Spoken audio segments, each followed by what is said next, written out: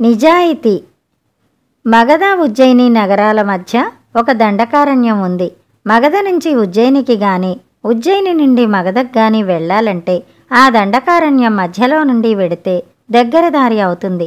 దండకారణ్యం రెండు పక్కల నుండి కూడా దారి ఉన్నా అది చాలా దూరం అవుతుంది.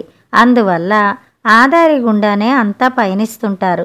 అయితే ఆ దండకారణ్యంలోకి ఒక బ్రహ్మరాక్షసుడు ప్రవేశించి ఆ మధ్యదారిలో నివాసం ఏర్పరచుకుని ఆ దారిన వెళ్లే వాళ్లను పిలిచి తిరిగి తాము వచ్చేటప్పుడు తనకు ఆహారం కావాలని చెప్పేవాడు. అయితే వారు అతనితో అలాగే అని చెప్పి తిరిగి ఆ దారిన వెళ్ళిపోయేవారు.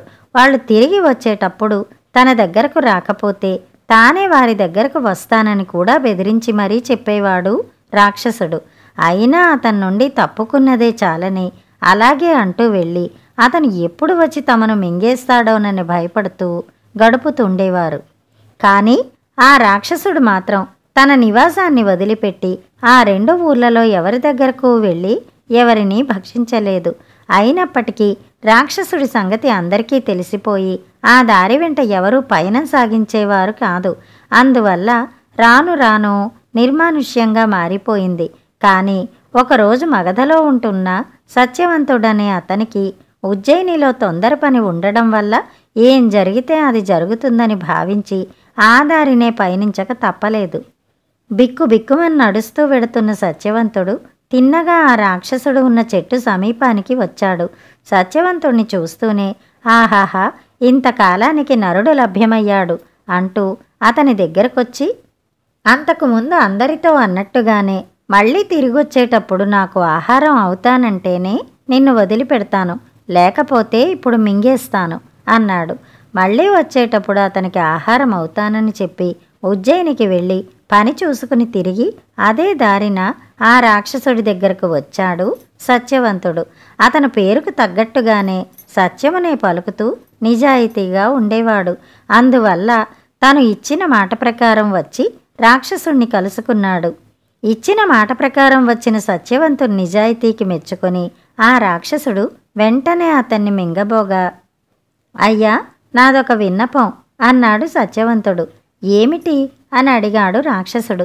మరేమీ లేదు, కానీ నేను పని మీద ఉజ్జయిని వెళ్ళాను.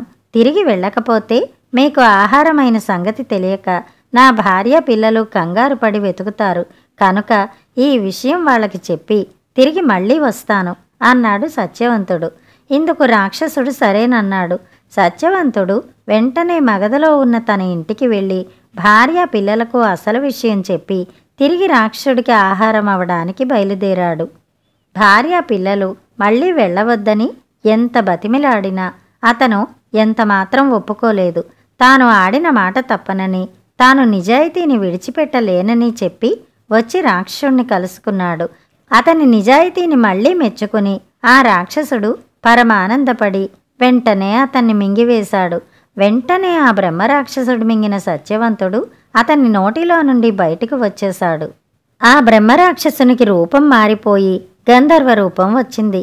గంధర్వ రూపం ధరించిన ఆ బ్రహ్మరాక్షసుడు తన వైపే ఆశ్చర్యంగా విచిత్రంగా చూస్తున్న సత్యవంతుడితో, అయ్యా, నేనొక గంధర్వుడను.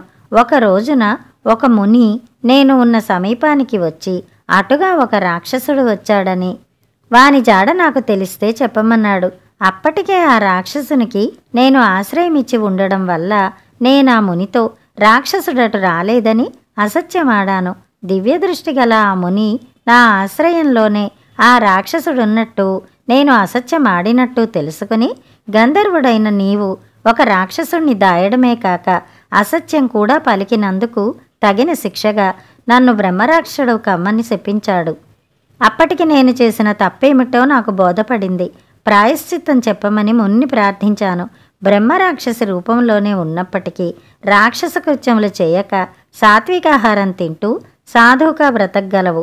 అయితే నువ్వు ఒక దారిలో ఉండి ఆ దారిన వచ్చేపోయే వారిని తిరిగొచ్చి ఆహారం కావాలని కోరగా నిజాయితీగా తిరిగి వచ్చి నీకెవరైనా ఆహారమైతే అప్పుడు నీ శాపానికి విమోచనం కలిగి తిరిగి గంధర్వుడవు అవుతావు అని చెప్పి నా ఆశ్రయంలో ఉన్న ఆ రాక్షసుణ్ణి బంధించి తీసుకుని వెళ్ళాడు ముని.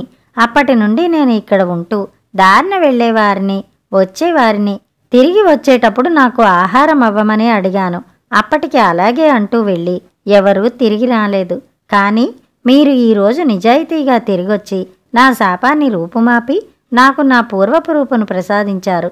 కనుక మీ నిజాయితీకి మెచ్చి ఈ కానుకని ఇస్తున్నాను. ఇది ఒక అక్షయ పాత్ర. ఏ ఆహారం కావాలంటే ఆ ఆహారం ఇందులో సిద్ధమవుతుంది అని చెప్పి అక్షయ పాత్రని ఇచ్చి అంతర్ధానమైపోయాడు. తన నిజాయితీ వలన ప్రాణాలతో పాటు అక్షయ పాత్రను కూడా పొందిన అతను సంతోషంగా ఇంటికొచ్చి భార్య పిల్లలతో చెప్పగా వారు కూడా ఎంతో సంతోషించారు. కథ సమాప్తం.